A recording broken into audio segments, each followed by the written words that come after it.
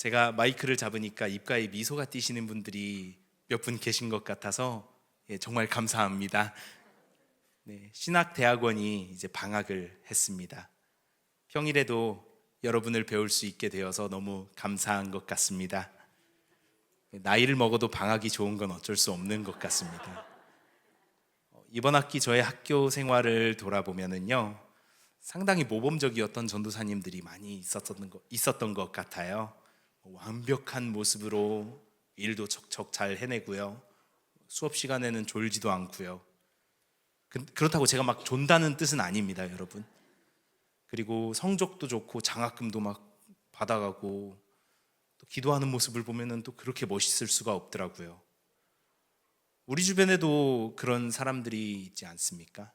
나와 같은 직장을 다니는 동료 중에서 그 사람은 듣자 하니 교회에서 여러 가지 일로 열심히 봉사도 하면서 직장에서조차 인정받고, 또 그 사람이 어떤 교회 일로 휴가를 낸다라고 하면 직장 상사가 오히려 다녀오라고 열심히 응원도 해주고요, 묻지도 따지지도 않고 격려까지 해주고, 그렇게 부러운 사람이 한두 명쯤은 있습니다. 오히려 또 이런 말을 하기도 합니다. 믿지 않는 사람들이 그 사람을 보면서는요, 자네를 보면 하나님이 살아있는 것을 내가 느끼네, 이런 칭찬을 던지는 사람이 우리 주변에 한 명쯤은 있을지도 모르겠습니다. 오늘 말씀의 본문은요, 아브람과 그의 조카 롯이 서로 헤어지는 장면입니다. 여기에서 보자면 그 삶은 아브람과 롯 중에서 우리 아브라함의 모습을 보여주는 그런 사람인 것 같습니다. 아브람은 하나님의 명령을 따라 본토 아비의 집, 고향 땅을 지체 없이 떠납니다. 이것은 당시 고대 사회에서는 굉장히 위험한 일이었습니다. 나와 익숙한 사람들, 나를 알던 사람들, 그리고 내가 익숙한 공간을 떠나 완전히 새로운 공간으로 간다는 것은요, 당시에는 상당히 위험한 일이었어요. 가는 길에 강도를 만날 수도 있고요, 누군가에게 해코지를 당할 수도 있고요, 새로운 곳에 정착한다 한들 새로운 사람들이 나를 어떻게 할 줄 모르는 그런 위험을 감수해야 하는 일입니다. 하지만 아브라함은 그런 모든 위험을 감수하고서라도 하나님이 약속하신 땅을 향하여 발걸음을 옮기는 선택을 합니다. 물론 아브라함 역시도 인간이기에 처음부터 완벽한 모습을 보여주진 않습니다. 기근을 피해 약속의 땅에서부터 하나님께 묻지도 않고 애굽 땅으로 내려가 아내를 이집트의 왕 파라오에게 빼앗기는 위기를 만나기도 합니다. 하지만 하나님은 그 위기를 더 좋은 축복을 주시는 기회로 사용하십니다. 이 사건으로 인해서요, 아브라함의 재산은 얼마나 불어났는지, 이제는 가지고 있는 가축의 수가 너무 많아서 그 땅이 그 가축의 수를 감당하지 못하니까 조카 롯과 헤어져야 하는 상황이 바로 오늘 본문의 상황입니다. 그때에도 조카 롯에게 너는 어느 땅을 선택할지 먼저 선택할 기회를 건네주는 아브라함의 모습을 볼 수 있습니다. 13장 6절에서 9절의 말씀을 제가 한번 읽어드리도록 하겠습니다. 그 땅이 그들이 동거하기에 넉넉하지 못하였으니 이는 그들의 소유가 많아서 동거할 수 없었음이니라. 그러므로 아브라함의 가축의 목자와 롯의 가축의 목자가 서로 다투고 또 가나안 사람과 브리스 사람도 그 땅에 거주하였는지라. 아브라함이 롯에게 이르되 우리는 한 친족이라. 나나 너나 내 목자나 너의 목자나 서로 다투게 하지 말자. 너의 앞에 온 땅이 있지 아니하냐. 나를 떠나가라. 내가 좌하면 나는 우하겠고 내가 우하면 나는 좌하리라. 이렇게 이야기하는 아브라함의 모습입니다. 지금까지 나를 따라오면서 재산이 불어난 게 나의 덕이니까 내가 먼저 선택할게 라고 조카한테 이야기할 법도 한데 오히려 그 선택의 우선권을 롯에게 양보합니다. 롯은 이때 소돔과 고모라를 향하기로 결정합니다. 하지만 얼마 뒤에 롯이 선택한 그 땅에서는요, 전쟁이 일어나게 됩니다. 그래서 롯이 전쟁의 포로로 잡혀가게 되자 아브라함은 자신이 집에서 훈련시킨 군사를 직접 동원해서 포로로 끌려간 조카 롯을 구해오는 놀라운 영웅적인 면모를 보여주기도 합니다. 롯의 입장에서 보면은요, 이 아브라함, 삼촌 아브라함이 얼마나 멋있어 보이겠습니까? 본받고 싶은 삼촌의 모습이 되지 않을까요? 마치 제가 학교 생활을 하면서 대단하다고 느꼈던 그 전도사님들, 혹은 우리가 직장을 다니면서 한 사람쯤은 있을 법한 나도 저렇게 살았으면 좋겠다 하는 나의 부러움을 받는 그런 사람들이 이런 느낌을 주지 않을까 생각을 해봅니다. 그러다 보니 저는 말씀을 묵상을 하면서 아브라함에 대한 공감보다는요, 롯에 대한 공감이 더 올라왔습니다. 왜냐하면 완벽한 삶을 살아내는 그 아브라함의 모습보다요, 이 부족한 롯의 모습이 바로 나의 모습은 아닌가 하는 생각이 들었기 때문입니다. 신앙적으로 부러운 사람이나 존경할 만한 사람들을 보면서 나도 저렇게 살아야 하는데, 나도 저렇게 살아야 하는데 하면서 스스로를 자책하거나 더 나아가서는 자신을 정죄하는 경우까지도 있습니다. 롯은 아브라함의 인생과는 전혀 반대 지점에 있는 사람처럼 보입니다. 롯은 어떻습니까? 선택의 기로에 서게 되자 하나님이 약속하신 그 가나안 땅을 선택하는 것이 아니라 나의 영적으로 더 도움이 되는 영의 눈을 가지고 그 선택을 하는 것이 아니라 육적인 것을 바라보며 육적인 눈으로 보기에 아름다운 곳을 선택하는 그런 모습을 보여줍니다. 비록 자신이 향하는 곳이 여호와 앞에서 악하며 죄악이 가득한 도시였지만 눈앞에 보이는 풍요로움을 선택하는 롯의 모습입니다. 소돔과 고모라가 멸망할 때에는요, 그가 어떤 모습을 보여주고 있습니까? 우리 이미 모두 다 잘 알고 있죠. 죄악된 도시에 물들어 공존하며 살아가며 악을 막아서겠다고 하면서 또 다른 악한 방법을 동원하는 모습을 보여줍니다.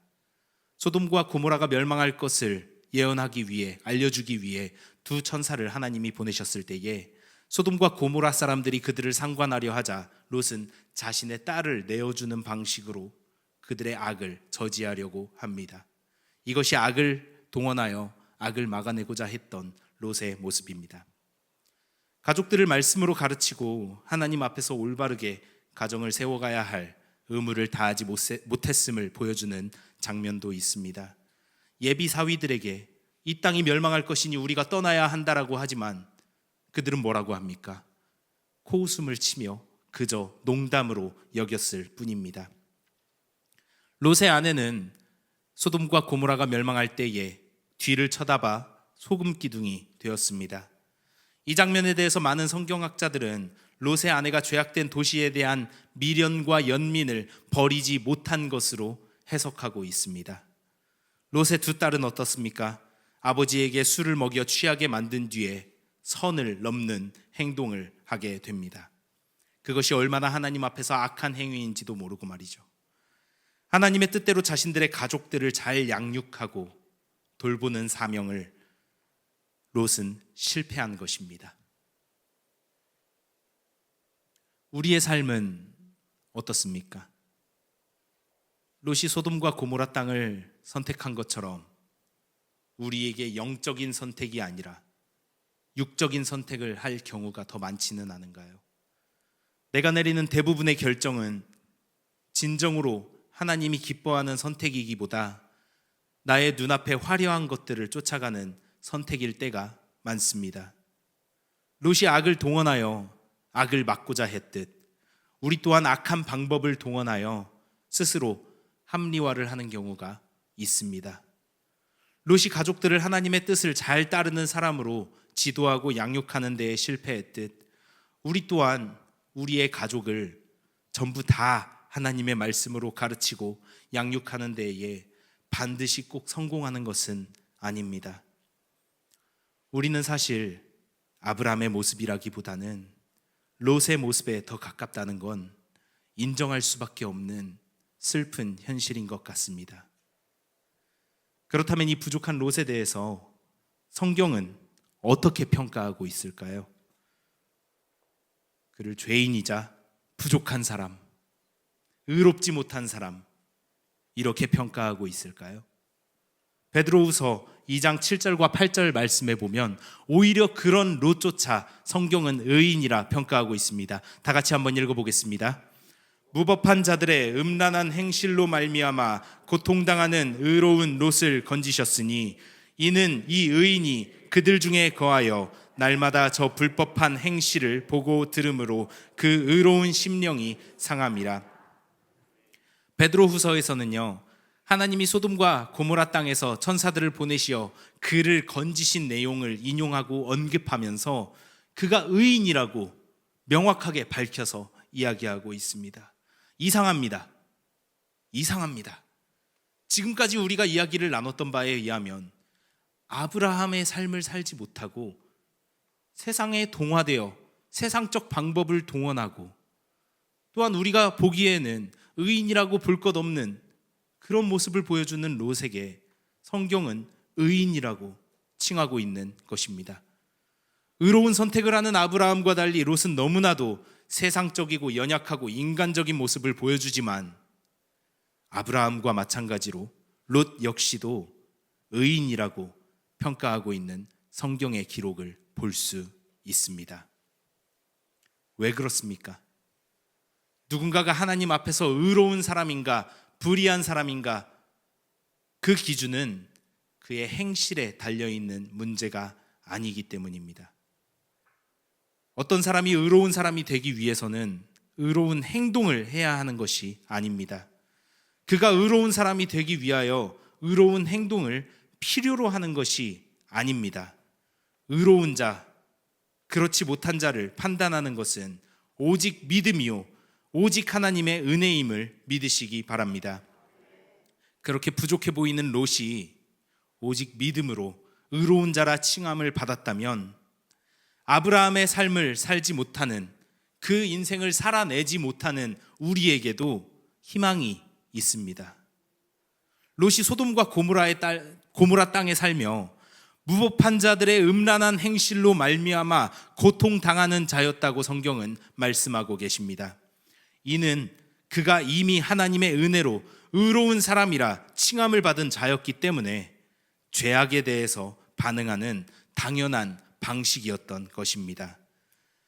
또한 그가 죄인들 사이에 거하며 그 불법한 행실로 말미암아 그것을 보고 들음으로써 그의 의로운 심령이 상했다고 성경은 말씀하고 계십니다. 이는 롯이 이미 구원받은 자로서 의로운 사람이었기에, 그가 이미 의인으로 칭함을 받은 사람이었기에 죄에 대해서 올라오는 자연스러운 반응이었음을 믿으시기 바랍니다. 여러분 삶에서 혹시 내가 그리스도인을 닮아가는, 그리스도인답지 못한 삶을 살아감으로 인해서 가슴이 아픈 분이 계십니까? 아브라함처럼 내 주변의 사람들로 하여금, 내 주변에 믿지 않는 사람들로 하여금 하나님이 살아계신다, 나를 통해 그 고백을 하게끔 하는 그 인생을 살아내지 못해서 혹시 자신에게 실망스러운 분이 계십니까? 이를 넘어서서 심지어는 내가 살아가는 방식이 세상 사람들과 별반 다르지 않은 것 같아서 그래서 마음이 불편한 분이 계십니까? 더 나아가서는 세상의 악에 대하여 오히려 세상의 악한 방법을 동원하는 내 자신을 보면서 그 모습이 롯의 모습과 나의 모습으로 겹쳐 보이는 분이 계십니까? 만일 여러분이 그 롯의 인생을 살아가고 있다고 느껴지신다면, 그리고 그로 인해서 마음의 고통과 상한 심령이 있으시다면, 매일매일 나의 삶에 실망하고 좌절하는 모습을 보여주고 계신다면, 그것은 우리 역시도 오직 믿음으로, 오직 은혜로 의로운 자라 칭함을 받은 자들이기에 성령 하나님께서 우리에게 주시는 마음임을 믿으시기 바랍니다. 하나님은 무엇에 근거해서 우리를 의로운 자라고 칭하고 계십니까? 우리의 부족한 행실입니까? 우리의 열심과 노력입니까? 아닙니다.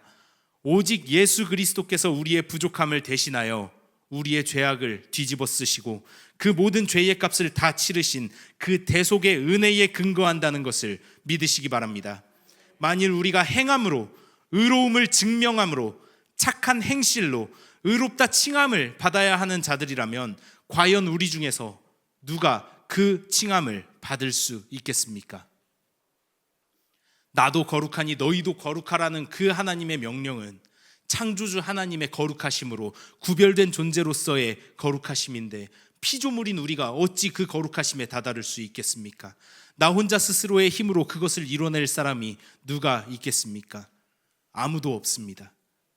그렇기에 롯이 구원받은 자로서 의로운 자라 칭함을 받았다는 그 이야기는 우리에게 커다란 위로가 되는 이야기입니다. 세상을 살아가며 나약한 그리스도인, 나약한 신앙인의 모습으로 세상의 무법한 자들의 행실과 음란한 행실로 인하여 고통받고 있는 여러분, 세상의 죄인들 가운데 거하며 날마다 세상의 불법한 행실을 눈앞에서 보고 들음으로 마음을 상하고 그 의로운 심령을 상하고 계신 여러분, 우리의 구원의 문제가 우리의 부족함이나 나약함이 아닌 전적인 하나님의 은혜에 달려있다는 사실에 위로를 얻으시길 바랍니다. 또 한 가지 우리가 더욱 큰 소망을 얻을 수 있는 내용이 있습니다. 그렇다면 그 놀라워 보이고 정말 우리가 본받았으면 하는 그 아브라함의 신앙의 모습을 보여주는 사람들, 그 사람들은 어떻게 그렇게 의로운 자라 칭함을 받을 수 있는 것에 그 어울리는 삶의 행실을 보여줄 것인가라는 의문이 올라올 수가 있습니다. 아브라함 역시 그 아브라함처럼 멋진 신앙인의 모습을 보여주는 사람은, 그 사람 역시도 그의 의로움의 근거는 그의 완전한 행위에 있지 않다는 것입니다. 그래서 우리가 더 큰 소망을 이룰 수 있습니다. 그래서 우리가 더 큰 소망을 얻을 수 있습니다. 창세기 15장 6절에 보시게 되면 아브라함이 무엇으로 그 의로움을 얻었는지 말씀하고 계십니다. 다 같이 한번 읽어보겠습니다. 아브라함이 여호와를 믿으니 여호와께서 이를 그의 의로 여기시고, 여호와께서 아브라함의 의로 여긴 것은 그의 행실이 아니라 마찬가지로 그의 믿음이었습니다. 오직 그의 믿음으로 의롭게 된 것이지 그의 완벽한 행위로, 그의 열심으로 그가 의롭게 된 것이 아닙니다. 아브라함이 왜 위대합니까? 그가 단숨에 하나님의 명령을 따를 수 있는 그 능력을 갖춘 자였기 때문입니까? 그가 행위가 완전하여 그런 것입니까? 아닙니다. 하나님이 그를 민족의 조상으로 택하셨기 때문입니다. 하나님이 택하시지 않으시면 그 역시도 위대하지 않으십니다. 이것이 의미하는 바가 무엇이겠습니까? 하나님께서 우리를 택하셨고 우리를 이끄신다면, 그리고 성령 하나님께서 우리를 인도하신다면, 롯과 같이 스스로가 부끄럽게 여기고 있는 그 사람 역시도 언젠가는 아브라함의 멋진 신앙인의 모습으로 능히 새롭게 될 수 있다는 것입니다. 그리고 아브라함의 신앙을 넘어서서, 그 모습을 넘어서서는 더욱더 우리 믿음의 표본이 되는, 우리의 모범이 되는, 완전한 모범이 되는 예수 그리스도가 거기에 서 계십니다. 삶을 살아가며 그 완전한 모습으로 살아가지 못하며 마음 아파하고 의로운 심령을 가지며 살아가는 여러분들에게는 하나님이 미리 택하여 정하신 백성이라는 그 아파하는 마음은 그 백성이라는 가장 큰 증거이며, 그 너머에 그 택하심은 아브라함의 신앙, 그 너머에 있는 예수 그리스도의 신앙을 본받게 하기 위하심임을 믿습니다. 로마서 8장 29절에 우리를 택하신 목적에 대해서 하나님이 말씀하십니다. 다 같이 읽겠습니다. 하나님이 미리 아신 자들을 또한 그 아들의 형상을 본받게 하기 위하여 미리 정하셨으니 이는 그로 많은 형제 중에서 맏아들이 되게 하려 하심이니라. 그러니 여러분, 지금 나의 모습이 롯처럼 부족한 모습이라고 여겨지신다면, 나의 모습이 소돔과 고모라 땅에서 살아가는 그 사람들과 별반 다를 바가 없어서 그 마음에 아픔이 느껴지신다면, 성령 하나님께서 우리를 도우시기를 간구하시는 저와 여러분이 되시길 소망합니다. 비록 나의 행실이, 신앙의 모습이 롯처럼 부족한 모습이라 하더라도 하나님은 나를 의롭다 칭하시며 나를 그의 자녀라고 칭하십니다. 우리가 그 정체성을 가지고 살아갈 때, 그리고 그의 자녀답게 성령 하나님의 인도하심을 따라 살아가게 될 때, 우리도 아브라함과 같은 믿음의 신앙으로 예수님을 닮아가는 제자로, 우리를 성화의 길로 한 걸음 한 걸음 이끌어 가실 것을 믿습니다. 지금도 부족한 내 모습도, 그리고 그 길을 걸어가는 내 모습도 모두 사랑하시는 우리 하나님께 감사합시다. 그리고 주님께서 나의 삶을 이제부터 이끌어 가실 줄로 믿습니다. 성령께서 우리 안에 내주하시는 그 성령 하나님께서 나의 삶을 이끌어 가실 때에 그 음성에 순종하시기 바랍니다. 나의 삶을 내어드리고 롯의 신앙의 모습에서 멈춰 서 있는 나를 아브라함의 신앙의 모습으로 이끌어 주실 것을 기대하며, 아브라함을 넘어서서 예수 그리스도의 모습을 닮아가는 나의 모습을 기대하며, 그 모습을 기대하며 성령 하나님의 도우심을 따라 한 걸음 한 걸음 걸어가시는 저와 여러분이 되길 소망합니다. 이 시간 우리 다 같이 찬양하시면서 나아갈 때에 이 부족한 나를 끝까지 놓지 않으시는 하나님께 찬양하며 감사하시겠습니다.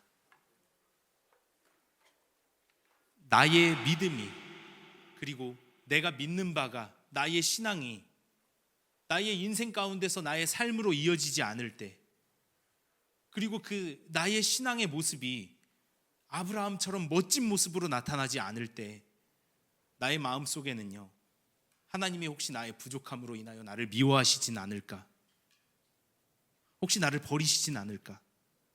염려하고 걱정하고 두려워하는 마음이 있습니다. 하지만 나의 그 자신 없는 모습마저도 사랑하시고 꾸짖지 않으시며 다시 일어나 걸어가라고 다독이시며 손잡고 일으켜 세워주시는 그 아버지의 사랑에 감사합시다. 언제까지 우리를 그렇게 이끄십니까? 예수님 다시 오실 그날까지 우리의 손을 절대 놓지 않을 것을 믿으시기 바랍니다. 저 천국에 들어가는 그날까지 성령 하나님과 동행하시는 저와 여러분이 되시길 소망합니다.